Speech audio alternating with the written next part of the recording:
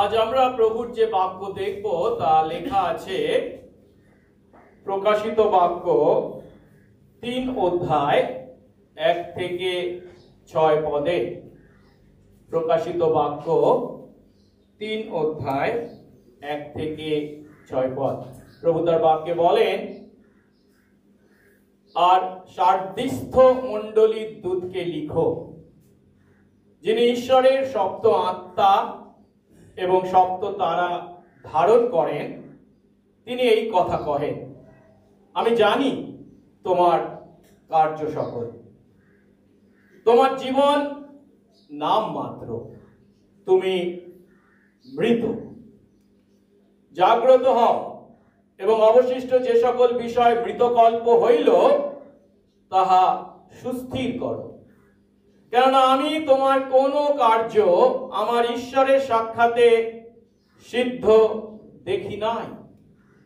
অতএব তুমি স্মরণ করো কি রূপে প্রাপ্ত হইয়াছ ও শুনিয়াছ, আর তাহা পালন করো এবং মন ফিরাও। যদি জাগ্রত না হও তবে আমি চোরের ন্যায় আসব এবং কোন দণ্ডে তোমার নিকটে আসিব তাহা তুমি জানিতে পারিবে না।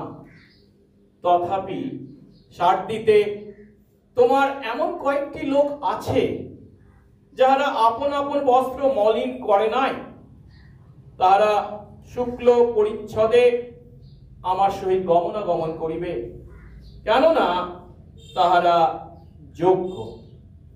যে জয় করে সে তদ্রূপ শুক্ল বস্ত্র পরিহিত হইবে, এবং আমি তাহার নাম কোন ক্রমে জীবন পুস্তক হইতে মুছিয়া ফেলিব না, কিন্তু আমার পিতার সাক্ষাতে ও তাহার দূতগণের সাক্ষাতে তাহার নাম স্বীকার করিব। যাহার কর্ণ আছে সে শুনুক, আত্মা মণ্ডলীগণকে কি কহিতেছে। আমেন। প্রার্থনা করি।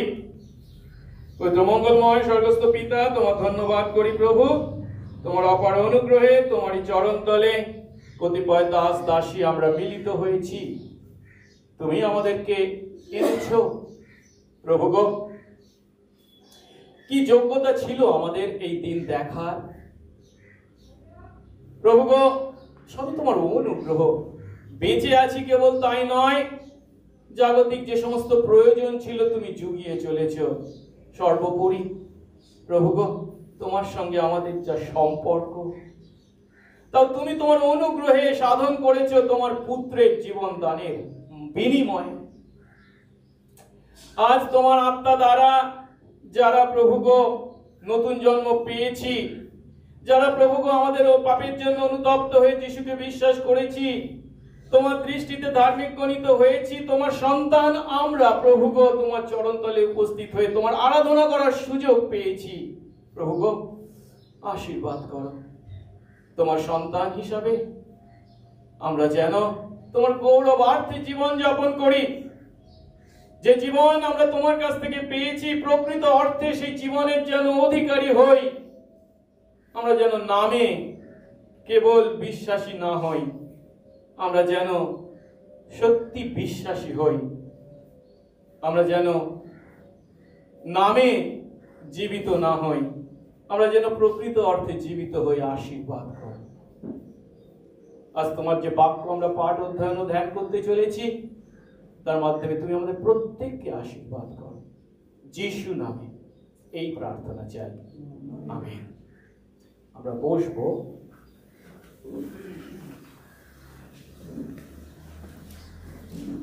আমরা প্রকাশিত বাক্য থেকে অধ্যয়ন করছি।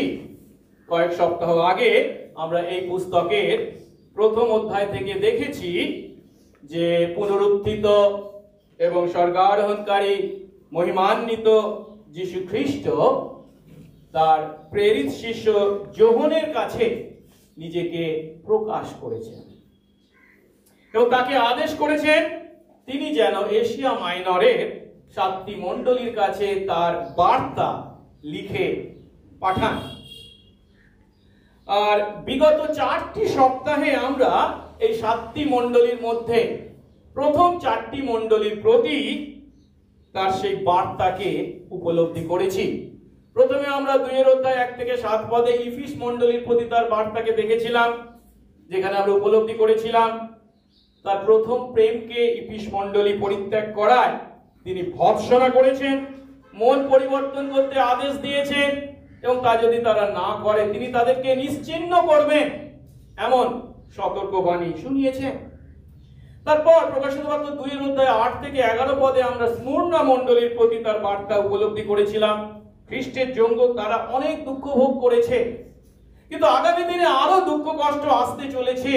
তার জন্য জীবন মুকুট প্রাপ্তির লক্ষ্যে তারা যেন মরণ পর্যন্ত বিশ্বস্ত হয়, এই বার্তা তিনি তাদের কাছে পৌঁছে দিয়েছেন। তৃতীয় মণ্ডলী পরগাম মণ্ডলী, প্রকাশিত বাক্য 2 থেকে 17 পদে আমরা দেখেছিলাম।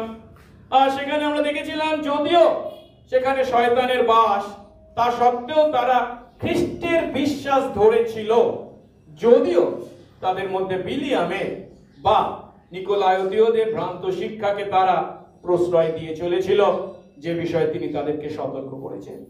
গত সপ্তাহে আমরা চতুর্থ মণ্ডলী তথা থুয়াতিরা মণ্ডলীর প্রতি তার বার্তা শিখেছি 2 থেকে 29 পদে। আর সেখানে আমরা উপলব্ধি করেছি যে খ্রিস্টের সত্য মণ্ডলী কখনো কখনো মিথ্যা শিক্ষা ও পাপাচারকে প্রশ্রয় দিতে পারে না। যতই আমরা ভালোবাসার কথা বলি, সহিষ্ণুতার কথা বলি বা একতার কথা বলি, মিথ্যা শিক্ষা ও পাপাচারকে প্রশ্রয় দেওয়া সম্ভব নয়।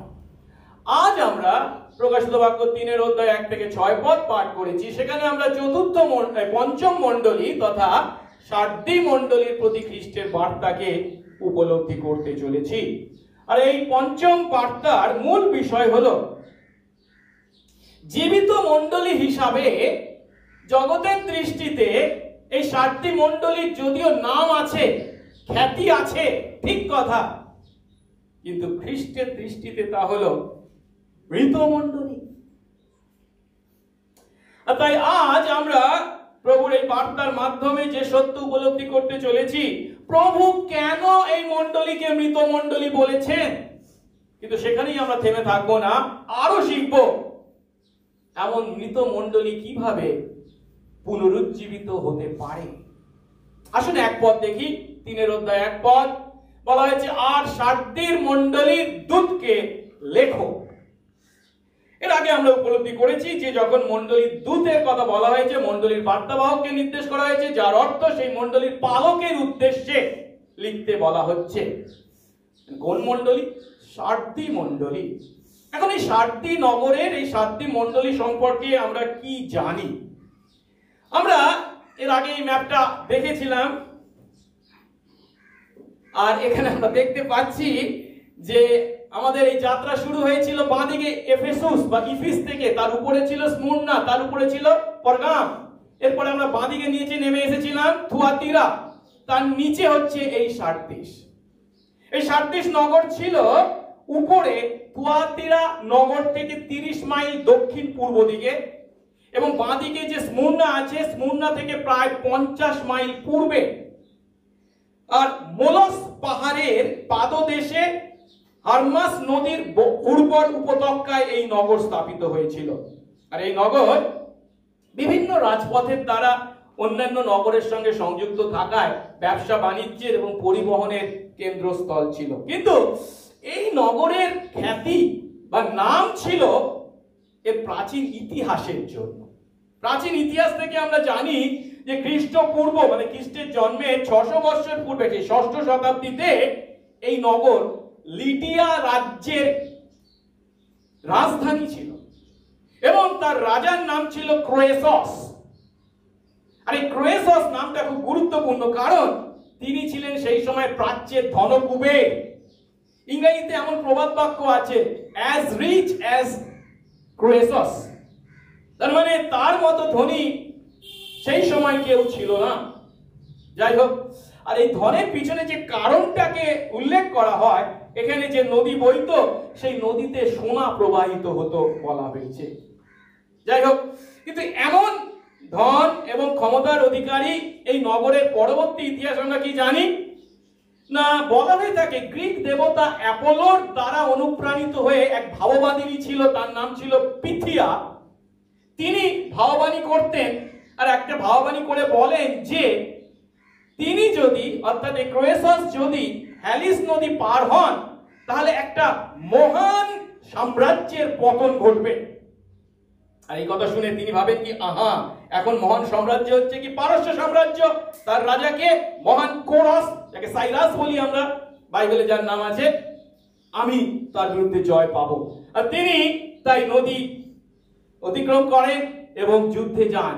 কিন্তু বিপরীতে যে ঘটনা ঘটে, তিনি নিজেই মারাত্মকভাবে পরাজিত হন, তার রাজ্য ধ্বংস হয়।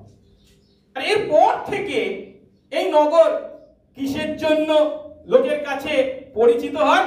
অতীতের সেই ধন সম্পত্তি, অতীতের সেই ক্ষমতার জন্যই এই নগর খ্যাতি বা প্রসিদ্ধি লাভ করেছিল, যখন তার দুটোই তারা হারিয়েছিল। এই নগরের আরেকটা বৈশিষ্ট্য হচ্ছে এর কবরস্থান, যে কারণে এটিকে হাজার পাহাড়ের নগর বলা হয়েছে, যার অর্থ তা ছিল কবরস্থানে পরিপূর্ণ। লক্ষ্য করার বিষয় হলো, যিশু এই নগরের ইতিহাসকে টেনে এনেছেন এবং তার সঙ্গে সামঞ্জস্য বজায় রেখে এই মণ্ডলীকে বর্ণনা করছেন এবং ভৎসনা করছেন। কি বলে? তিনি বলছেন, আমি জানি তোমার কাজ সকল, তুমি নামে মাত্র জীবিত, কিন্তু তুমি মৃত। অর্থাৎ সেই নগর যেমন ছিল কবরস্থানে পরিপূর্ণ, ঠিক তেমনি কিন্তু ছিল অতীতের অনেক প্রসিদ্ধির কথা, নামে মাত্র জীবিত, কিন্তু আসলে তারা মৃত। আর এখানে একটা বিষয় আমরা উপলব্ধি করি, খ্রিস্ট এইভাবে যখন প্রত্যেকটা মণ্ডলীর প্রতি তার বার্তাকে উপস্থিত করছেন, সেই মণ্ডলী বা সেই নগরের ইতিহাসকে টেনে এনে তার সঙ্গে যুক্ত করেছেন যখন, তার থেকে আমরা কি উপলব্ধি করি? এই মণ্ডলীগুলোর কথা যে বার্তা তিনি লিখেছেন, এটা ভবিষ্যতের কোন এক সময়ে তার দ্বিতীয় আগমনের পূর্বে মণ্ডলীর প্রতি ঘটবে এমন কোন মণ্ডলীর উদ্দেশ্যে যে লেখা হয়েছে তা নয়। প্যারিস শিষ্য যোহন যখন এই পৃথিবীর মাটিতে ছিলেন, তার জীবন কালে এই পৃথিবীর মাটিতে যে মণ্ডলী ছিল, সেই সমস্ত মণ্ডলীর উদ্দেশ্যেই এই বার্তাগুলি লেখা হয়েছে। এই নগরের পরবর্তী ইতিহাস সম্পর্কে আমরা আরো জানি যে পরবর্তীকালে গ্রিক সম্রাট মহান আলেকজান্ডার আক্রমণ করেন, তারপরে আবার অ্যান্টিওকাস আক্রমণ করেন, অবরুদ্ধ করেন এবং অধিকৃত করেন। এই নগরে একটা ধারণা ছিল, পাহাড়ের উপরে তো, আর খুব উঠাটা কঠিন ছিল, খুব স্টিপ ছিল, মানে পারপেন্ডিকুলার বলা হয়ে থাকে, কেউ উঠতে পারবে না, আমাদের অধিকার করতে পারবে না। আর প্রহরীরা সেই জন্য নিশ্চিন্তে ঘুমাতো। আর তার কারণে এই আক্রমণের ফলস্বরূপ তারা অধিকৃত কেবল না হয়, পরাজিত হয়েছিল। শুধু তাই নয়, ইতিহাস আরো বলে 17 খ্রিস্টাব্দে এক মারাত্মক ভূমিকম্প হয়, যার ফলস্বরূপ সমস্ত নগর ধ্বংস হয়। কিন্তু আশার বিষয় হলো, রোমের সম্রাট যখন টিবেরিয়াস ছিলেন, তিনি 5 বছরের জন্য রাজস্ব পরিশোধ করেন, তার ফলস্বরূপ এই নগর পুনরায় নির্মিত হয়েছিল। এখন হয়তো আপনারা প্রশ্ন করবেন, কিন্তু এই নগরে প্রথম সুসমাচার কে প্রচার করেছিল বা কিভাবে এই মণ্ডলী গড়ে উঠেছিল, সে বিষয়ে আমাদের কোনো তথ্য নেই। যাই হোক, এখন এক পদে এই মণ্ডলীর প্রতি যিশু যখন নিজেকে বর্ণনা করেছেন, কি বলে বর্ণনা করেছেন? এক পদের দ্বিতীয় অংশে আমরা কি দেখতে পাচ্ছি? বলা হয়েছে, যিনি ঈশ্বরের সপ্ত আত্মা এবং সপ্ত তারা ধারণ করেন, তিনি এই কথা বলেন। এর আগে আমরা দেখছি যে প্রত্যেকটা মণ্ডলীতে একের অধ্যায়ে যিশু নিজেকে যেভাবে বর্ণনা করেছেন যোহনের কাছে, সেই বর্ণনাগুলি এক একটিকে এক একটা মণ্ডলীর প্রতি তিনি প্রয়োগ করেছেন। আর এখানে যখন তিনি প্রয়োগ করেছেন, কি বলে? তিনি হলেন এমন ব্যক্তি, অর্থাৎ খ্রিস্টকে, তিনি সপ্ত আত্মাকে ধারণ করেন, আর কি সপ্ত তারাকে ধারণ করেন। এর আগে একের অধ্যায় 4 পদে দেখেছিলাম, এই যে বাক্য বার্তা তিনি যোহনের মাধ্যমে মণ্ডলীগুলির কাছে উপস্থিত করতে চলেছেন, তা কার থেকে বলা হয়েছিল? সপ্ত আত্মা থেকে। আর সেখানে আমরা শিখেছিলাম, এই সপ্ত আত্মা মানে কাকে নির্দেশ করা হয়েছে? পবিত্র আত্মাকে। তিনি যদিও যদি 7 আত্মা নন, একই আত্মা যদি এক সংখ্যায় যদিও এক, কিন্তু তার কমপ্লিটনেস, তার পূর্ণতাকে নির্দেশ করতে সপ্ত আত্মা বলা হয়েছিল। আর যে সপ্ত তারার কথা আমরা কোথায় পেয়েছিলাম? 1 অধ্যায় 16 পদে আর 20 পদে বলা হয়েছিল তার ডান হাতে আছে সপ্ত তারা। সে সপ্ত তারার অর্থটা 20 পদে বর্ণনা করা হয়েছিল। তার ডান হাতে যে সপ্ত তারা দেখলে তার নিগূঢ় তত্ত্ব এই কি, সেই সপ্ত তারা হলো ওই সপ্ত মণ্ডলীর দূত। আর মণ্ডলীর দূতদের সম্পর্কে আমরা কি শিখেছি? মণ্ডলীর বার্তাবাহক মানে কি? সেই মণ্ডলীর পালকদের কথা বলা হয়েছে। এখন এইভাবে যিশু যখন এই 7টি মণ্ডলীর প্রতি নিজেকে বর্ণনা করছেন, আমি হলাম সেই ব্যক্তি যিনি সপ্ত আত্মা ধারণ করি এবং সপ্ত তারা ধারণ করি, তার মাধ্যমে তিনি কি বলতে চাইছেন? সপ্ত মণ্ডলীর সপ্ত পালকের প্রতি খ্রিস্টের এই বার্তা কার মাধ্যমে আসছে? পবিত্র আত্মার মাধ্যমে উপস্থিত হয়েছে। এবং এর অর্থ তার সমস্ত মণ্ডলীর উপর তিনি সার্বভৌম ক্ষমতার অধিকারী। পবিত্র আত্মার মাধ্যমে এবং স্থানীয় পালকদের মাধ্যমে তিনি তাদের উপর তার শাসন কায়েম করে চলেছেন। এর আগে গত সপ্তাহে আমরা থুয়াতিরা মণ্ডলীর প্রতি যিশুর আকারটাকে যখন দেখেছিলাম, তখন কিন্তু আমরা কি দেখেছিলাম? তিনি বিচারকের আকারে নিজেকে প্রকাশ করেছেন।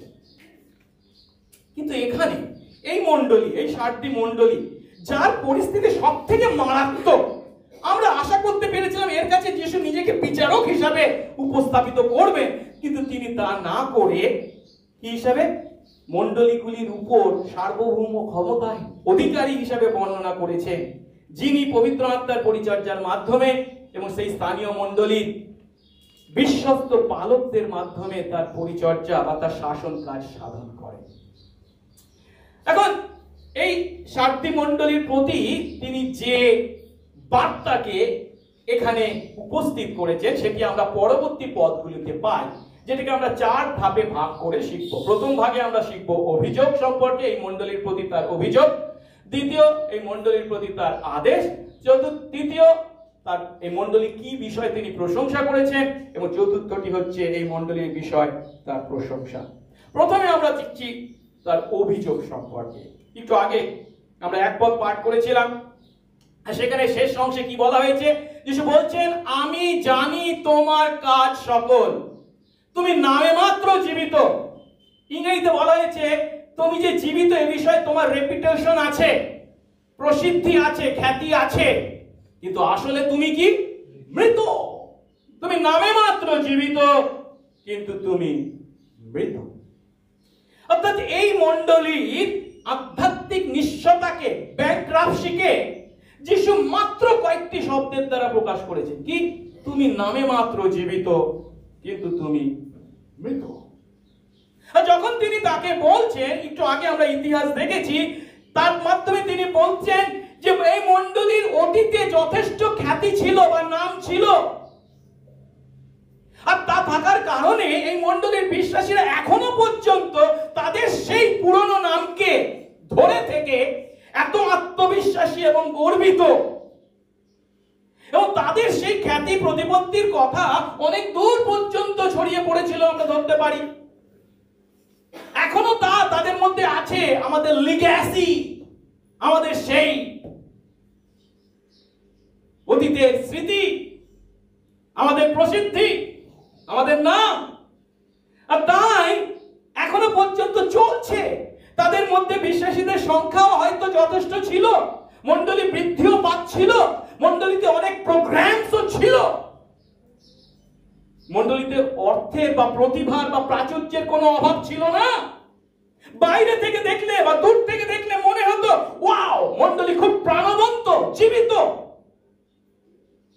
তবু প্রভু বলছেন, আমার দৃষ্টিতে তুমি মৃত।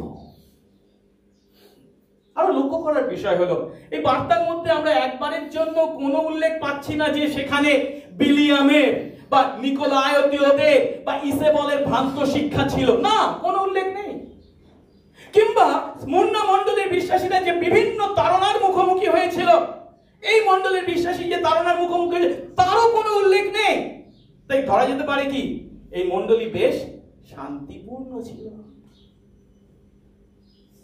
কিন্তু সেই শান্তি ছিল এই নগরের ন্যায় কবরস্থানের শান্তি। শান্তি মণ্ডলী তাই হলো এমন মণ্ডলী, আজকের দিনে আমরা যাকে বলি নামধারী মণ্ডলী, নমিনাল চার্চ, তা ছিল কেবল নামেই খ্রিস্টীয় মণ্ডলী। এর বিশ্বাসীরা যেহেতু যিশুতে বিশ্বাসের কথা মুখে বলতো, কিন্তু তাদের হৃদয় ছিল তার কাছ থেকে অনেক দূরে। আর তাই প্রভু এই মণ্ডলীকে বলছেন মৃত মণ্ডলী। 2 পদে আরো দেখতে পাই এই মণ্ডলী সম্পর্কে তার অভিযোগ। 2 পদে শেষ অংশে বলছে, কারণ আমি তোমার কোন কাজ আমার ঈশ্বরের সামনে সিদ্ধ দেখিনি। তুমি অনেক কাজ করো, তুমি অনেক ব্যস্ত আছো, খুব ভালো কথা, কিন্তু তোমার সেই কাজ আমার ঈশ্বরের দৃষ্টিতে কোনোটাই সিদ্ধ নয়। এখানে যে গ্রিক শব্দের জন্য এখানে বাংলা শব্দ সিদ্ধকে ব্যবহার করা হয়েছে, সেই গ্রিক শব্দের অর্থ হলো পূর্ণ বা সম্পূর্ণ। এই পূর্ণ বা সম্পূর্ণের জন্য যে গ্রিক শব্দটাকে এখানে ব্যবহার করা হয়েছে, একই শব্দকে আমরা যোহন 3:29 পদে পাই, যেখানে যোহন বাপ্তাইজক বলছেন, বর এসে গেছে আর তার রব শুনেছি যখন আমার আনন্দ পূর্ণ হয়েছে। কিংবা 16:24 পদেও আমরা পাই, যিশু বলছেন তোমরা যাচনা করো, তোমাদেরকে দেওয়া যাবে, তাতে তোমাদের আনন্দ সম্পূর্ণ হবে। একই শব্দ। এখন এখানে যখন তিনি বলছেন তোমরা অনেক কাজ করছো, অনেক কাজে তোমরা ব্যস্ত আছো, কিন্তু সেই সমস্ত কাজ কোনোটাই পূর্ণ নয়, তখন তার দ্বারা তিনি বলতে পেরেছেন সেই সমস্ত কাজগুলি ঈশ্বরের উদ্দেশ্যকে পূর্ণ করে না। তোমরা তোমাদের নিজেদের উদ্দেশ্যই পূর্ণ করে চলেছো। মানুষদের চোখে তোমরা যদিও চমৎকার, দৃষ্টিনন্দনকারী, ঈশ্বরের দৃষ্টিতে সেই সমস্ত কাজ হচ্ছে অন্তঃসার শূন্য, ভিতরে কিছু নেই, ফাঁপা ফাঁকা। আমরা পুরাতন নিয়মে দেখতে পাই, ঈশ্বরের কাছে যখন পশু বা পাখিকে বলি হিসেবে উৎসর্গ করা হতো, তখন লেবীয় 1:3 পদে স্পষ্ট আদেশ করা হয়েছিল, খুঁতযুক্ত কোন পশু বা প্রাণীকে তিনি গ্রহণ করবেন না। এখানেও ঠিক একই কথা, এরা ঈশ্বরের উদ্দেশ্যে অনেক বাহ্যিক ধর্মীয় আচার অনুষ্ঠান পালন করছে, ঠিক কথা, কিন্তু তা তিনি গ্রহণ করতে রাজি নন। কেন? ঈশ্বরের প্রতি প্রকৃত ভক্তি বা ভালোবাসা তাদের এই ধর্মীয় আচার অনুষ্ঠানের মধ্যে নেই, কেবল বাহ্যিক আচার অনুষ্ঠান, আড়ম্বরতাই তাদের মধ্যে আছে। যখন এর প্রকাশিত বাক্যে এই যে বর্ণনা আমরা পাচ্ছি, একই ধরনের বর্ণনা শেষ কালে মণ্ডলীর বিশ্বাসীদের মধ্যেও দেখা যাবে, একথা পৌল ঘোষণা করেছে। 2 তিমোথেয় 3:5 পদে বলছে, তারা ভক্তির অবয়বধারী, উপরে উপর দেখলে খুব ভক্তি আছে, কিন্তু সেই ভক্তি, ঈশ্বর বিশ্বাসের যে শক্তি, তা তারা অস্বীকার করে। তাদের খ্যাতি ও কাজ থাকা সত্ত্বেও সার্দি মণ্ডলীর পরিস্থিতি ছিল এমন, বাইরে থেকে তা যথেষ্ট সমৃদ্ধ, কিন্তু বাহ্যিক ধর্মীয় আচার অনুষ্ঠান পালনে খুব ব্যস্ত হলেও তার মধ্যে ছিল না কোনো আধ্যাত্মিক জীবন বা ক্ষমতা, আধ্যাত্মিক ক্ষমতা। এখন আমরা যখন এই সার্দি মণ্ডলীকে দেখছি, প্রভু যখন তা লিপিবদ্ধ করেছেন, এটা কেবল সার্দি মণ্ডলীর জন্য নয়, এই পৃথিবীর মাটিতে সর্বকালের সমস্ত মণ্ডলীর জন্য, আমাদের মণ্ডলীর জন্য একইভাবে প্রযোজ্য। আজকের দিনও কিভাবে মণ্ডলী মৃত মণ্ডলীতে পরিণত হতে পারে, তা প্রভু আমাদের চোখে আঙ্গুল দিয়ে দেখিয়ে দিচ্ছে। এই বিষয়গুলিতে যেন আমরা সতর্ক হই। আমাদের মণ্ডলীও আধ্যাত্মিক অর্থে মৃত মণ্ডলীতে পরিণত হতে পারি আমরা যদি প্রথমত অতীতের মনোরম স্মৃতিতে বিচরণ করি। জানিস আমাদের মণ্ডলী ইত্যাদি ইত্যাদি, কি হয়েছে, কি ছিল বা কি করেছি, অর্থাৎ সেই অতীতের মনোরম স্মৃতিকে কেবল যদি আমরা আঁকড়ে ধরে থাকি, এখন কি, এখন আমরা কি করছি, কোথায় আমরা যাচ্ছি, কিংবা আমরা কেবল যদি বাহ্যিক আচার অনুষ্ঠান করি, তার মধ্যে যদি আধ্যাত্মিক যে ঈশ্বরের সঙ্গে সম্পর্কে সেই বিশ্বাসের প্রকাশ যদি না থাকে, শুধু বাহ্যিক আচার অনুষ্ঠানে কিচ্ছু হবে না, আমরা ওই মৃত মণ্ডলীতে পরিণত হব। আমাদের মণ্ডলী যদি সোশ্যাল রিফর্ম, শুধু সোশ্যাল জাস্টিস অর্থাৎ সামাজিক ন্যায়, সামাজিক ব্যাধি প্রতিকার করতে আগ্রহী হই, হৃদয়ের মানুষদের হৃদয়ের পরিবর্তনে আকাঙ্ক্ষী যদি না হই, আমাদের লক্ষ্য যদি জাগতিক ধন হয়, জাগতিক বিষয় হয়, আত্মিক ধনকে আমরা চুলোয় তুলে রাখি, আমরা যদি মানুষকে সন্তুষ্ট করতে চাই, ঈশ্বরকে নয় মানুষকে সন্তুষ্ট করতে চাই, আমরা যদি ঈশ্বরের বাক্যের ঊর্ধ্বে মানুষের তৈরি মতবাদকে বড় স্থান দিই, আমরা যদি বাইবেলকে ঈশ্বরের বাক্য হিসাবে মেনে নিতে নারাজ হই, তাহলে আমাদের মণ্ডলীও আজকে যে কোনো মণ্ডলী একইভাবে সার্বী মণ্ডলীর ন্যায় ঈশ্বরের দৃষ্টিতে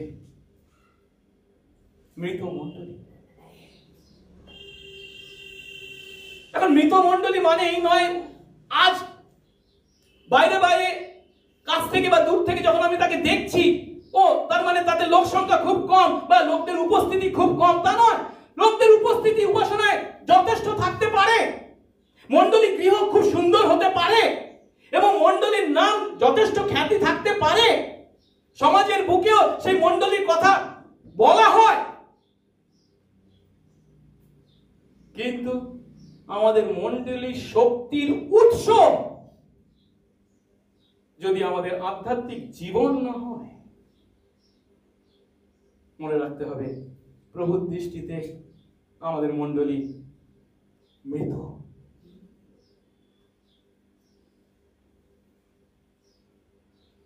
এখন প্রভু যে শুধু সার্বী মণ্ডলীকে মৃত মণ্ডলী বলেই ক্ষান্ত হয়েছেন তা নয়, দ্বিতীয় ভাগে আমরা দেখতে পাচ্ছি এই মৃত মণ্ডলী বা মৃতকল্প মণ্ডলী কিভাবে পুনরুজ্জীবিত হতে পারে, তার জন্য তিনি পথ প্রদর্শন করেছেন, আদেশ করেছেন।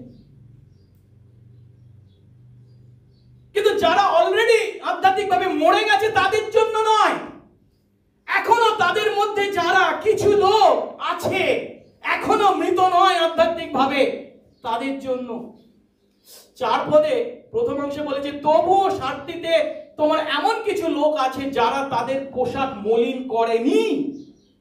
সামান্য কিছু মানুষ, এই বিষয়টা নিয়ে একটু পরে আলোচনা করব, কিন্তু সামান্য কিছু মানুষ এখনো সেই মণ্ডলীতে অবশিষ্ট আছে যারা এখনো বিশ্বাস রক্ষা করে চলেছে। আর এই সামান্য মানুষ, সামান্য কিছু সংখ্যক মানুষ, এই সমস্ত বিশ্বাসীদের প্রতি 2 এবং 3 পদে প্রভু 5টা আদেশ করেছেন এই মৃত বা মৃতকল্প মণ্ডলীকে পুনরুজ্জীবিত করার লক্ষ্যে। কি বলছেন? জাগ্রত হও, অবশিষ্ট যে সকল বিষয় মৃতকল্প হয়ে, মৃতকল্প মানে প্রায় মরা, কিন্তু মৃত এখনো মরা নয় কিন্তু প্রায় মরা হয়ে আছে, তা সুস্থির করো, কারণ আমি তোমার কোনো কাজ আমার ঈশ্বরের সামনে সিদ্ধ দেখিনি।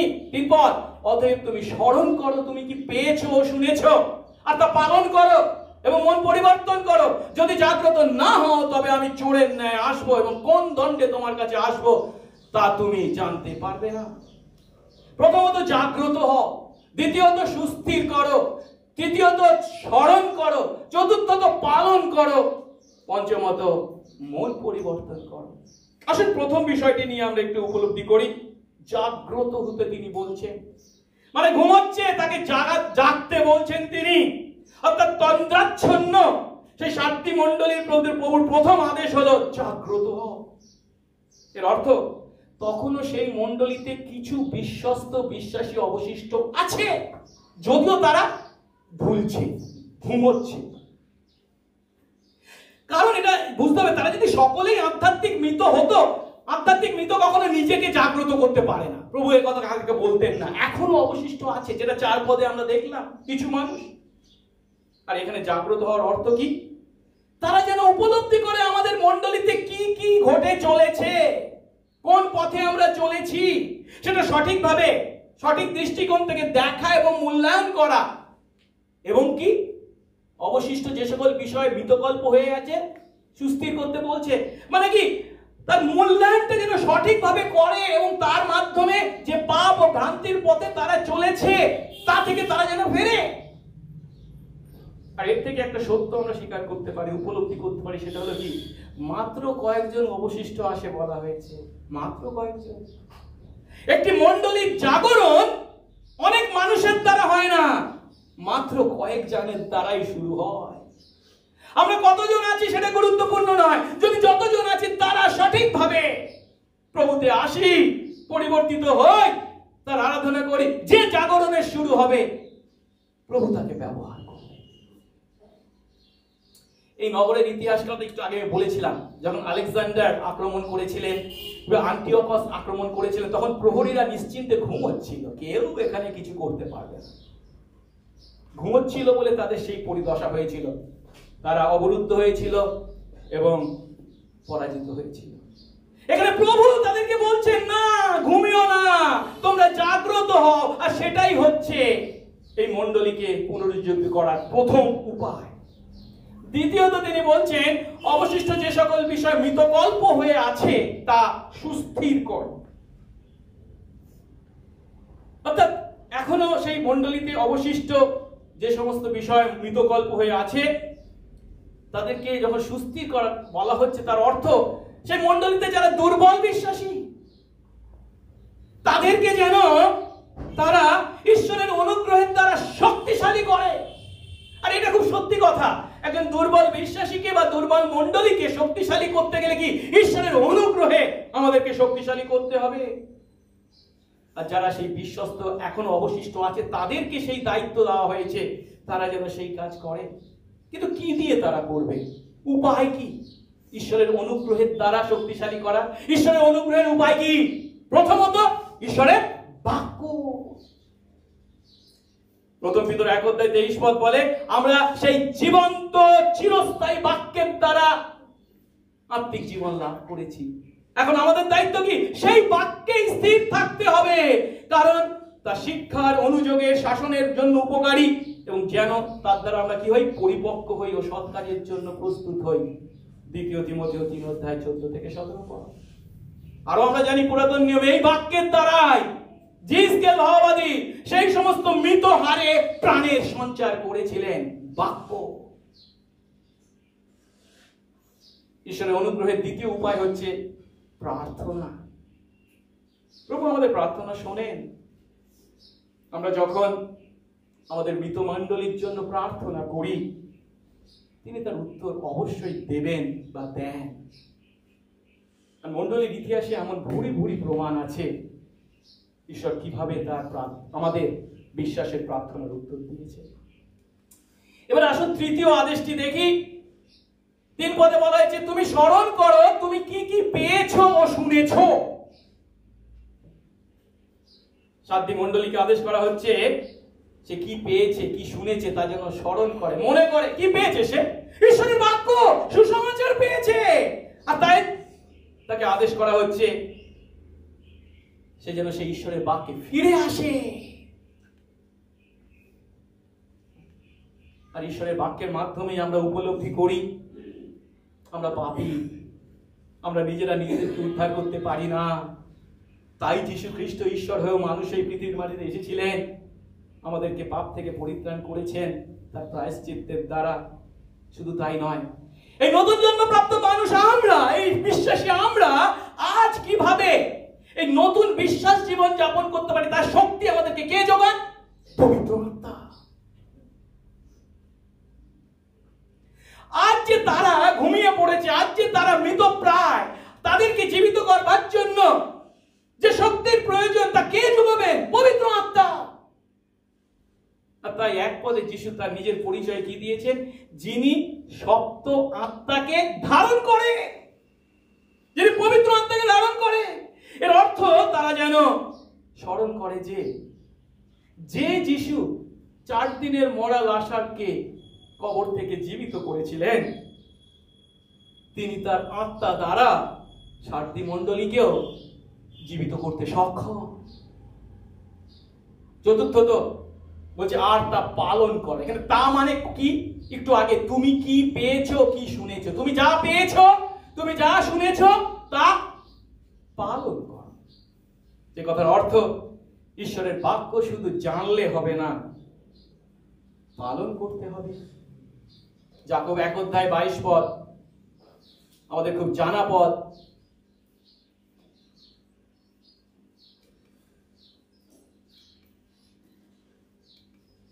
যেটা বলা হয়েছে, আর বাক্যের কার্যকারী হও, নিজেদের ভুলিয়ে শ্রোতা মাত্র হয়েও না। আমরা অনেক সময় বলি, হ্যাঁ বাইবেল ঈশ্বরের বাক্য, আমি বিশ্বাস করি। কিন্তু বাইবেলকে যখন ঈশ্বরের বাক্য বলে আমি বিশ্বাস করার কথা বলছি, তখন তার অর্থ আমি সেই শিক্ষা, সেই যিশুর আদেশ যা বাইবেলে আছে তা পালন করতে বাধ্য। হ্যাঁ, বাইবেলে ঈশ্বরের বাক্য বলে অনেক চিৎকার চেঁচামেচি করছি, কিন্তু আমি সেই বাক্য পালন করি না। আমার মুখের কথা সত্য নয়। যদি বিশ্বাস করতাম ঈশ্বরের বাক্য নিয়ে ছেলেখেলা করবো, ইচ্ছা হলে পালন করবো, নাহলে করবো না। ঈশ্বরের সন্তান বলে যদি আমরা নিজেদের পরিচয় দিই, আমরা ঈশ্বরের বাক্য পালন করতে বাধ্য। পঞ্চমত তিনি বলছেন, এবং মন পরিবর্তন করো। অর্থাৎ সার্দি মণ্ডলীর ন্যায় নমিনাল চার্চ বা নামধারী মণ্ডলীকে তিনি অনুতপ্ত হতে বলেছেন। এখন নামধারী চার্চের বা নামধারী মণ্ডলীর বৈশিষ্ট্য হলো, তাদের জীবনে এখন আর খ্রিস্ট প্রথম আর প্রধান নয়। তাদের জীবনে খ্রিস্ট বা ঈশ্বর ছাড়া অন্যান্য বিষয় প্রথম ও প্রধান হয়ে দাঁড়িয়েছে।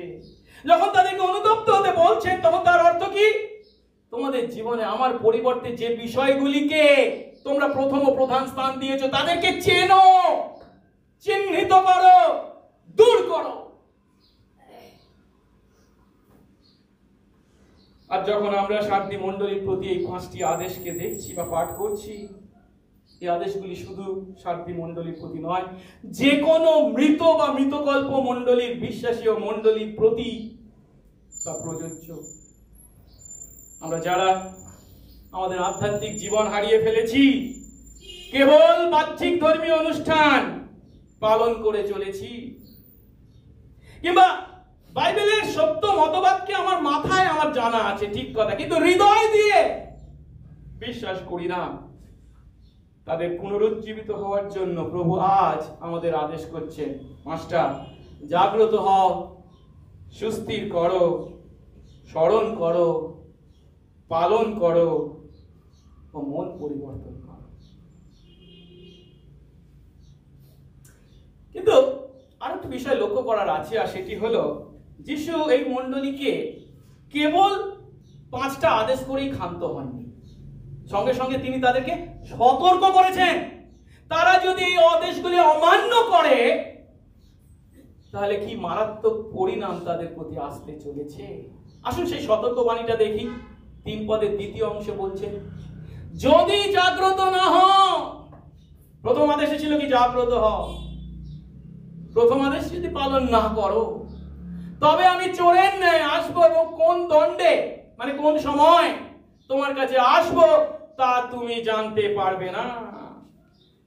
আমরা জানি চোর কখনো জানিয়ে আসে না, তার আগমন হলো সম্পূর্ণ অপ্রত্যাশিত।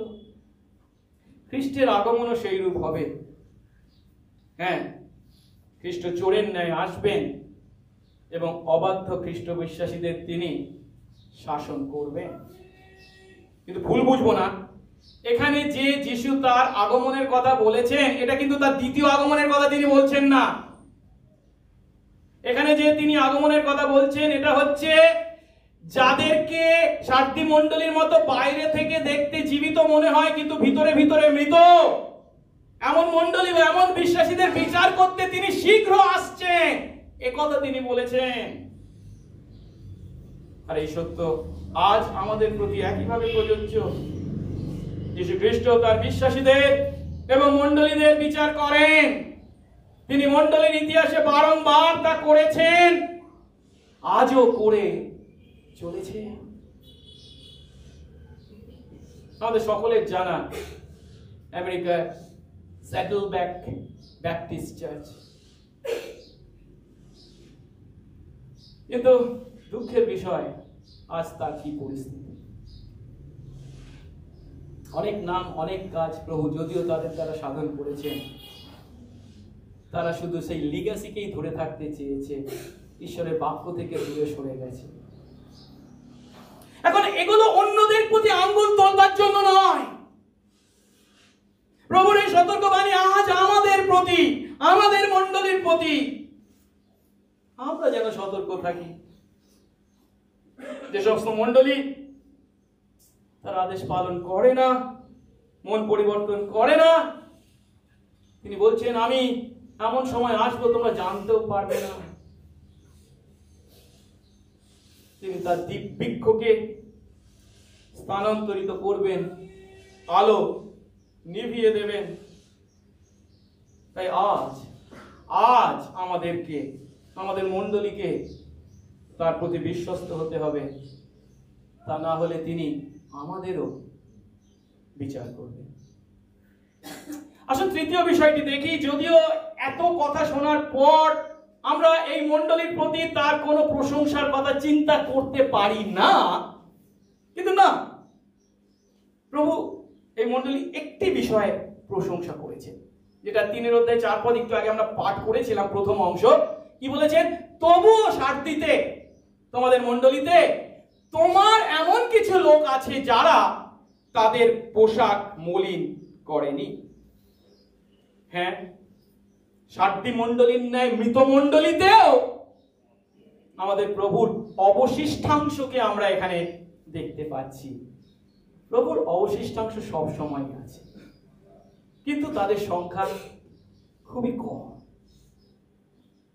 একে কিভাবে বর্ণনা করা যায়? অসংখ্য ভণ্ডের মধ্যে সামান্য কিছু বিশ্বস্ত, অসংখ্য উদ্ধত ও অহংকারীর মধ্যে সামান্য কিছু নতনম্র, অসংখ্য জাগতিকের মধ্যে সামান্য কিছু পৃথকীকৃত, অসংখ্য শ্যামা ঘাসের মধ্যে কয়েকটি গমের চারা। কিন্তু প্রভু তাদের সংখ্যা বিচার করছেন না। তাদের সংখ্যা যদিও কম, তিনি তাদেরকে সত্য বিশ্বাসী বলেছেন। শুধু তাই নয়, কেন সত্য বিশ্বাসী বলেছেন? কারণ তারা তাদের পোশাক মলিন করেনি। যার অর্থ আর 5 জনের মতো বা অন্যদের মতো জাগতিক প্রভাবের দ্বারা তারা পাপে পতিত হয়নি, বা নামধারী খ্রিস্টানদের মতো তারা বিপদে পরিচালিত হয়নি। আর তাদের প্রতি তার প্রতিজ্ঞা কি? তিনি বলছেন তারা সাদা পোশাকে আমার সঙ্গে হাঁটবে, কারণ তারা যোগ্য। আমি যখন এই অংশটা পাঠ করছিলাম তখন আমার একটু খটকা লেগেছিল। প্রভু তাদেরকে যোগ্য বলছেন। আমরা যেন তাদের এই যোগ্যতার কথা তিনি যখন উল্লেখ করেছেন তার ভুল ব্যাখ্যা না করি। এখানে যোগ্য কথার অর্থ এই নয় যে তারা নিখুঁত, তারা নিষ্পাপ, নিষ্কলঙ্ক, তারা নিজেদের সৎ কাজের দ্বারা তারা তাদের পরিত্রাণ অর্জন করেছে। না, প্রভু সেই অর্থে তাদেরকে যোগ্য বলেননি। কেউ সেই অর্থে যোগ্য হতে পারে না। পরিবর্তে এরা হলো সেই সমস্ত খ্রিস্ট বিশ্বাসী যারা বাইবেলের শিক্ষানুসারে বিশ্বস্ত খ্রিস্টীয় জীবন যাপন করে চলেছে। তারাও আর 5 জন খ্রিস্ট বিশ্বাসীর ন্যায় অনুগ্রহের দ্বারা বিশ্বাসের মাধ্যমে পাপ থেকে পরিত্রাণ পেয়েছে, কিন্তু সেখানেই তারা থেমে থাকেনি। আর তারা কি করে চলেছে? প্রতিদিন তারা তাদের পাপ স্বীকার করে চলেছে, খ্রিস্টে তাদের আস্থা প্রকাশ করে চলেছে। যেমন প্রথম যোহন 1 অধ্যায় 9 পদ বলে, আমরা যখন আমাদের পাপ স্বীকার করি তিনি বিশ্বস্ত ধার্মিক, আমাদের ক্ষমা করেন। তাই খ্রিস্ট বিশ্বাসী আমাদের দায়িত্ব হলো খ্রিস্ট বিশ্বাসী হিসাবে আমরা যেন আমাদের বিশ্বাস অনুসারে জীবন যাপন করি, যোগ্য রূপে চলি। পৌল ইফিসীয় 4 অধ্যায় 1 পদে বলছেন, তোমরা যে আহ্বানে আহত হয়েছো তার যোগ্য রূপে চলো। এর অর্থ অবশ্যই এই নয় নিষ্পাপ নিখুঁত জীবন যাপন করা, যদি সেটা সম্ভব হতো খুব ভালো ছিল, কিন্তু এর অর্থ আমরা যেন প্রতিদিন তার ক্রুশতলে আমাদের পাপ স্বীকার করি, তাতে আরো আস্থা স্থাপন করি, তাকে আঁকড়ে ধরি, তার উপরে নির্ভর করি। প্রভু তাদেরকে যোগ্য বলেছেন। লক্ষ্য করার বিষয়, তারা যে কেউ নিজের যোগ্যতায় সেই যোগ্য হয়েছে তা যদিও নয়, তিনি তাদেরকে তবু যোগ্য বলেছেন। আর এটা বিশ্বাসে আমাদের জন্য খুবই আশ্বাস বাণী। কারণ অনেক সময় যারা আমরা প্রভুতে বিশ্বাস জীবনযাপন করতে চাই, কিন্তু অনেক সময় আমরা পড়ে যাই আর বুঝি আমি এটা করতে পারলাম, এটা কি করে সম্ভব, এটা কি, আমি অর্থাৎ হীনমন্যতায় ভুগি, ইনফিরিয়রিটি কমপ্লেক্স। আমাদের এখানে লক্ষ্য করার বিষয় হলো সারথি মণ্ডলীর ন্যায় মৃত মণ্ডলীর অবশিষ্ট বিশ্বাসীদেরকেও পর্যন্ত তিনি যোগ্য বলেছে। এটা কত আশ্বাস পায়। কিন্তু তিনি শুধু যে তাদের যোগ্য বলেছেন তা নয়, তার সঙ্গে তিনি তাদের প্রতি 3টি প্রতিজ্ঞা করেছেন। আসুন এবারে আমরা সেই প্রতিজ্ঞাগুলিকে দেখি। তারা যদি প্রভুর কথায় কর্ণপাত করে, অনুতপ্ত হয়ে বাধ্য হয়, অর্থাৎ জয় করে, তাদের প্রতি সেই প্রতিজ্ঞাগুলিকে একটা একটা করে দেখি। প্রথম প্রতিজ্ঞা হচ্ছে তারা সাদা পোশাক পরিহিত হবে। 4 পদের দ্বিতীয় অংশে আমরা একটু আগে দেখেছিলাম, তারা সাদা পোশাকে আমার সঙ্গে হাঁটবে। 4 পদে এই যে কথাটা বলা হয়েছিল সেটাকে আবার বলা হচ্ছে 5 পদে, যে জয় করে সে তেমন সাদা পোশাক পরিহিত হবে। শুক্ল বস্ত্র, ইংরেজিতে একটু আমাদের কেরিব অনুবাদে একটু কঠিন শব্দ আছে বলে আমরা সহজ করেছি, সাদা পোশাক পরিহিত হবে। এখন এখানে যে সাদা পোশাকের কথা বলা হয়েছে, সাদা পোশাক হলো সহজভাবে বিশুদ্ধতাকে এর দ্বারা প্রতীকীকৃত করা হয়েছে। কেবল তাই নয়, আমরা আরো জানি এর দ্বারা খ্রিস্টের সঙ্গে আমাদের সংযুক্তিকেও প্রতীকীকৃত করা হয়েছে। শুধু তাই নয়, স্বর্গে যে সমস্ত বিজয়ী আত্মা ঈশ্বরের সিংহাসনে চারপাশে দাঁড়িয়ে তার আরাধনা করবে, সেখানেও বলা হয়েছে তারা বা তাদেরকে আমরা সাদা পোশাকে দেখতে পাবো। প্রকাশিত 7 অধ্যায় 9 থেকে 14 পদে। কেন? কারণ তারা খ্রিস্টকে পরিধান করেছে। খ্রিস্টের আরোপিত ধার্মিকতা, তাদের নিজেদের ধার্মিকতা নয়, খ্রিস্টের যে ধার্মিকতা তাদের উপরে আরোপ করা হয়েছে, তার দ্বারাই তারা সেই পবিত্র ঈশ্বরের সামনে দাঁড়াতে ধার্মিক গণিত হবার আশীর্বাদ যুক্ত হয়েছে। শুধু তাই নয়, মেষশাবকের যে বিবাহ ভোজের কথা বলা হয়েছে প্রকাশিত বাক্য 19 অধ্যায়, সেখানেও বিশ্বাসী আমরা যারা উপস্থিত থাকবো আমাদের সাদা পোশাকের কথা বলা হয়েছে। 19 অধ্যায় 7-8 পদে বলছে, এসো আমরা আনন্দ উল্লাস করি এবং তাকে গৌরব প্রদান করি, কারণ মেষশাবকের বিবাহ উপস্থিত হলো আর কোণে নিজেকে প্রস্তুত করলো। কোণে হলো কি? মণ্ডলী, বিশ্বাসী আমাদের সমষ্টি। আর তাকে এই বর, সেই কোণেকে এই বর দেওয়া হলো কি? সে উজ্জ্বল ও সূচি মসিনা পোশাকে নিজেকে সজ্জিত করে, কারণ সেই মসিনা বস্ত্র বিশ্বাসীদের ধর্মাচার। কিন্তু একটু আগে আমরা দেখেছি শুধুমাত্র তারা সাদা পোশাক পরবে তা নয়। 3 পদের দ্বিতীয় অংশে কি বলা হয়েছে? সাদা পোশাক পরে আমার সঙ্গে হাঁটবে, গমনাগমন করবে। দ্বিতীয় যে আশীর্বাদের প্রতিজ্ঞা করা হয়েছে সেটি হচ্ছে কি? যারা জয় করবে তাদের নাম জীবন পুস্তক থেকে তিনি মুছে ফেলবেন না। 5 পদের দ্বিতীয় অংশ হচ্ছে, আমি তার নাম কোন ক্রমে জীবন পুস্তক থেকে মুছে ফেলবো না। এর অর্থ, স্বর্গে একটি পুস্তক আছে যাকে বলা হয়েছে বা যার নাম হলো জীবন পুস্তক, আর সেই জীবন পুস্তকে সমস্ত সত্য বিশ্বাসীর নাম লিপিবদ্ধ আছে। খ্রিস্ট প্রতিজ্ঞা করছেন কি? তাদের নাম কখনো, সেই সত্য বিশ্বাসীদের নাম কখনো মুছে ফেলা হবে না।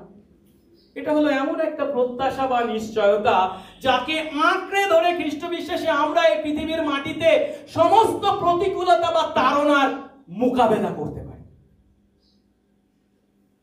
কিন্তু অনেকে এই অংশ পাঠ করে একটা ভুল ব্যাখ্যা করে। কোন ক্রমে তাদের নাম জীবন পুস্তক থেকে মুছে ফেলবো না যখন বলেছেন, তার মানে তাহলে তিনি কিছু মনোনীত নাম মুছে ফেলতে পারেন হয়তো বলে অনেকে প্রশ্ন বা সন্দেহ করে থাকে। না না না না, সে কথা কখনোই তিনি এখানে বলেননি। তার পরিবর্তে এখানে তিনি বিশ্বাসী বা সত্য বিশ্বাসীরা শেষ পর্যন্ত যে সংরক্ষিত হবে তারা কখনো হারাবে না। তাকে তিনি বা সেই বিষয়টার উপর জোর দিতে এই কথা বলেছেন। আমাদেরকে সর্বদা একটা সত্য মনে রাখতে হবে। সত্যটা হলো, পার্থিব মণ্ডলীর খাতায়, গ্রেস কমিউনিটি চার্চের রেজিস্টারে আমার নাম থাক, তার অর্থ এই নয় যে স্বর্গের জীবন পুস্তকেও আমার নাম লেখা আছে। কিন্তু আমরা যদি সত্য বিশ্বাসী হয়ে থাকি, তাহলে আমরা শেষ পর্যন্ত ঈশ্বরের বাধ্য হয়ে জীবনযাপন করব এবং নিশ্চিত থাকবো সর্বদা কি স্বর্গের জীবন পুস্তকে আমার নাম অবশ্যই লেখা আছে এবং সেই নাম তিনি কখনো মুছে ফেলবেন না। কেন? কারণ যিশু নিজে তার পার্থিব পরিচর্যার কালে এই প্রতিজ্ঞা করে গেছেন। তিনি বলছেন, আমি তাদের অনন্ত জীবন দিই, তারা কখনো বিনষ্ট হবে না, কেউই আমার হাত থেকে তাদের কেড়ে নিতে পারবে না। আসুন তৃতীয় প্রতিজ্ঞাটা দেখি। তিনি বলছেন, পিতার সামনে এবং পিতার দূতদের সামনে তিনি তাদের নাম স্বীকার করবেন। শেষের অংশ, 5 পদের শেষ অংশ, কিন্তু আমার পিতার সামনে ও তার দূতদের সামনে তার নাম স্বীকার করব। তার নাম মানে কি? যে জয় করে, যে শেষ পর্যন্ত বাধ্য থাকে। যিশুর এই প্রতিজ্ঞা থেকে আমরা যে সত্য উপলব্ধি করি তা হলো, এই জগতের মাটিতে অনেকে হয়তো আমাকে খ্রিস্ট বিশ্বাসী বলে জানতে পারে, সেটা ভালো। কারণ অনেক ক্ষেত্রে দেখা যায় একই অফিসে 10 বছর ধরে কাজ করছে, কিন্তু তার সহকর্মী জানে না যে খ্রিস্ট বিশ্বাসী। সে শুনে, হ্যাঁ ও খ্রিস্টান, জানতাম না তো, মানে কখনো তার প্রকাশ পায়নি। খুব লজ্জার বিষয়। কিন্তু সেখানেই থেমে থাকলে হবে না। এই জগতের মাটিতে হয়তো অনেকে জানে আমি খ্রিস্ট বিশ্বাসী, তারা আমার নামও করে যদিও, কিন্তু তার থেকেও গুরুত্বপূর্ণ বিষয় হলো, সেদিন প্রভু কি আমার নাম ঈশ্বরের সামনে ও তার দূতদের সামনে স্বীকার করবেন? জগতের মানুষরা আমার নাম স্বীকার না করলেও প্রভু বলছেন আমাদের নাম এত মূল্যবান যে সেই নামকে তিনি পিতা ঈশ্বরের সামনে ও দূতদের সামনে স্বীকার করবেন। আর প্রশ্ন, আমরা কিভাবে জানতে পারি বা নিশ্চিত হতে পারি যে শেষ বিচারের দিনে তিনি আমার নামকে স্বীকার করবেন? নিশ্চিত হওয়া কি সম্ভব? অবশ্যই। কারণ আমরা যদি ঈশ্বরের অনুগ্রহের দ্বারা এবং সত্য জীবন্ত বাধ্য পরীক্ষা সিদ্ধ বিশ্বাসের মাধ্যমে পরিত্রাণ পেয়ে থাকি, তাহলে আমরা জানি কি আমাদের জন্য যিশু যে কথা বা যে প্রতিজ্ঞা করেছেন তিনি শেষ পর্যন্ত তা পূর্ণ করবেনই। কি প্রতিজ্ঞা করেছেন? মত্তি 10:32, যে কেউ মানুষদের সামনে আমাকে স্বীকার করে, আমিও আমার স্বর্গস্থ পিতার সামনে তাকে স্বীকার করব। যিশু কখনো মিথ্যা কথা বলতে পারেন না। আর লক্ষ্য করার বিষয় হলো, এই যে 3টি প্রতিজ্ঞার কথা আমরা শিখলাম, এটা কেবল 7টি মণ্ডলীর বিশ্বাসীদের প্রতি নয়, সর্বকালের সমস্ত মণ্ডলীর ও তাদের বিশ্বাসীদের প্রতি প্রযোজ্য।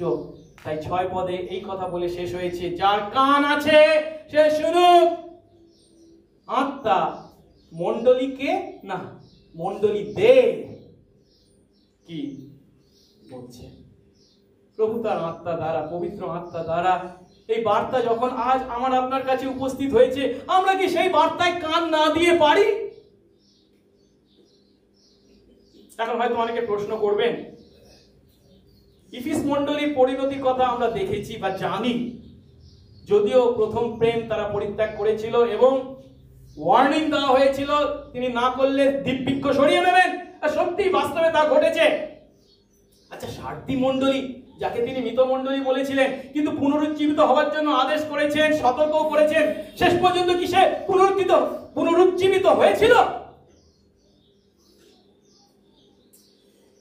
কি ঘটেছিল এই সারথি মণ্ডলীর প্রতি? পরে এই যোহনের দ্বারা এই সমস্ত লিপিবদ্ধ হওয়ার প্রায় কয়েক যুগ পরে আমরা দেখতে পাই বিশপ মেলিতো বলে একজনকে, যিনি এই সারথি মণ্ডলীতে পরিচর্যা কাজ সাধন করেছিলেন, যার অর্থ এই মণ্ডলীতে অবশ্যই কিছু জাগরণ, রিভাইভাল অবশ্যই এসেছিল। কিন্তু সারথি মণ্ডলীর প্রতি কি ঘটেছিল সেটা গুরুত্বপূর্ণ বিষয় নয়। গুরুত্বপূর্ণ বিষয় হলো আমার আপনার প্রতি, আমাদের মণ্ডলীর প্রতি। তাই আসুন আজ আমরা নিজেদের এবং আমাদের মণ্ডলীর সমীক্ষা করে দেখি আমরা বিশ্বাসে আছি কিনা। আমরা কি কেবল নামে খ্রিস্ট বিশ্বাসী, নাকি সত্য খ্রিস্ট বিশ্বাসী? আমরা কি কেবল খ্রিস্ট ধর্মের বাহ্যিক আচার অনুষ্ঠান পালন করে চলেছি, নাকি আমরা হৃদয়ে আমাদের প্রভুকে সত্যি বিশ্বাস করি? পৌল বলছেন নিজেদের পরীক্ষা করতে। 2 করিন্থীয় 13:5 নিজেদের পরীক্ষা করে দেখো তোমরা বিশ্বাসে আছো কি না। প্রমাণার্থে নিজেদেরই পরীক্ষা করো। অথবা তোমরা কি নিজেদের সম্বন্ধে জানো না যে যীশু খ্রিস্ট তোমাদের মধ্যে আছেন? যদি না তোমরা পরীক্ষায় অনুত্তীর্ণ হও। যিশু আমাদের মধ্যে আছেন, এটা কি আমি উপলব্ধি করি? এটা কি জানি? এটা কি নিশ্চিত? যদি না হয় তাহলে আমরা অনুত্তীর্ণ হয়েছি, যদি হ্যাঁ হয় আমরা এই পরীক্ষায় উত্তীর্ণ হয়েছি কি আমরা বিশ্বাসে আছি। কিন্তু প্রভু কেন আজ এই বাক্য আজ আমাদের কাছে তুলে ধরেছে? ও আমি মৃত, ও কি হবে, বিমর্ষ হয়ে বাড়ি ফিরে যাওয়ার জন্য নয়। প্রভু এই বাক্য আজ আমাদের কাছে প্রচার করেছেন, তুলে ধরেছেন, এই সত্য দেখিয়েছেন, নিজেদেরকে দেখবার সমীক্ষা করবার সুযোগ দিয়েছেন। কেন?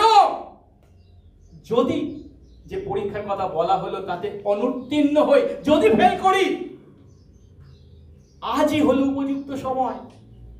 আসুন অনুতপ্ত হই। ওই বাহ্যিক ধর্মীয় আচার অনুষ্ঠানে কোনো মূল্য নেই, হৃদয়ে তাকে বিশ্বাস করি। প্রভুর কাছে ফিরে আসি, সত্য বিশ্বাসী হই। প্রভু আমাদের প্রত্যেককে আশীর্বাদ করুন, আমরা যেন এই পরীক্ষায় প্রত্যেকে উত্তীর্ণ হতে পারি। প্রভু তুমি আমাদের সেই সত্য, জীবন্ত, প্রাণবন্ত ও সক্রিয় বিশ্বাসের অধিকারী করো, এই যেন আমাদের সকলের প্রার্থনা হয়। আসুন প্রার্থনা করি। পবিত্র মঙ্গলময় স্বর্গস্থ পিতা, তোমার ধন্যবাদ করি প্রভু, তুমি আমাদের কত ভালোবাসো। যখন প্রভু আমরা জগতের সঙ্গে তালে তাল মিলিয়ে তোমাকে ভুলে গিয়ে কেবল বাহ্যিক আচার অনুষ্ঠানের ধর্মীয় জীবন যাপন করি, যা অন্তঃসার শূন্য, তার ভিতরে কিছু নেই, ফাঁপা, কারণ নেই সেখানে সত্য বিশ্বাস। আমরা সমাজ কল্যাণ বা সমাজের উন্নয়নে, সমাজের ন্যায় ব্যাধির বিরুদ্ধে প্রতিকারে অনেক কাজ করি, কিন্তু মানুষদের হৃদয়ের পরিবর্তনের জন্য, মন পরিবর্তনের জন্য তোমার সুসমাচারের কথা বলতে আমাদের ঠোঁট কাঁপে। আমরা অতীতের ইতিহাসকে টেনে আনি, বড়াই করি, কিন্তু আজ আমাদের নিজেদের চেহারার দিকে তাকাই না। ক্ষমা করো। আমরা যেন আত্মসমীক্ষার সুযোগকে বেছে নিই। আমরা বিশ্বাসে আছি কিনা, তুমি আমাদের মধ্যে আছো কিনা, সেই প্রশ্নের যথার্থ উত্তর দিই। যদি অনুত্তীর্ণ হই, প্রভু এই বাক্যের দ্বারা তুমি আজ আমাদের হৃদয়কে সেলবিদ্ধ করো, অনুতপ্ত করো, পরিবর্তিত করো। সত্য বিশ্বাসের অধিকার দাও। যিশু নামে এই প্রার্থনা চাই, আমেন।